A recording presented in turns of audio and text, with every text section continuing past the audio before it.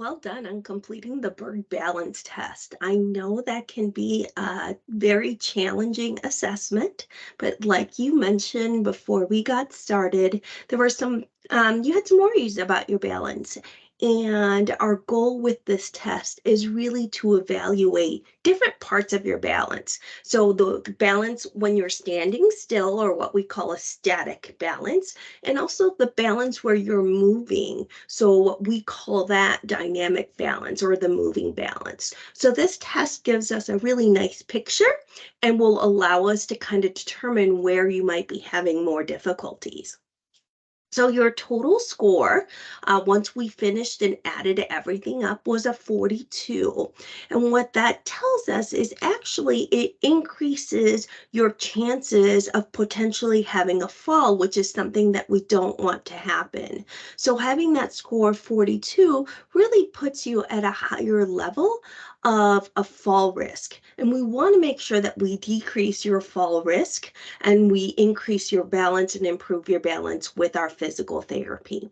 So, in analysis, we'll give you a little quick rundown of where you had some difficulties. So, some of the first things that we did, like getting up from the chair, standing in place with your eyes open, sitting without any support, you did really well with those, so you didn't have any difficulties there. You had to use your hands a little bit to go back down and sit down in the chair. That means we might take a look a little bit later on in our next session or later on today and look at the overall strength of your legs. You did a good job moving from one surface to the other, that transfer section. You'll see here in the standing unsupported, when we had you close your eyes, you had a little bit more increased movement and you opened your eyes really quickly, and you mentioned you did not feel steady. So we're going to be doing another assessment to look at the different balance systems and determine which system is a little bit more involved, and that will allow us to determine some better exercises that will target things for you. So I think you rely on your eyes quite a bit for balance. We want to make sure that we train all of the other systems so everything is working at the highest level.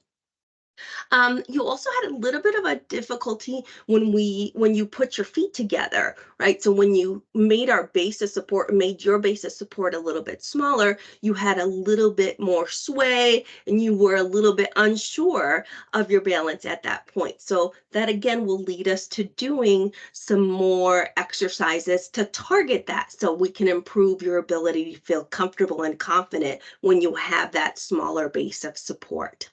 Now, standing and reaching, you did a good job. That kind of allows us to determine your center of gravity and how much space you have. So you do really well with that.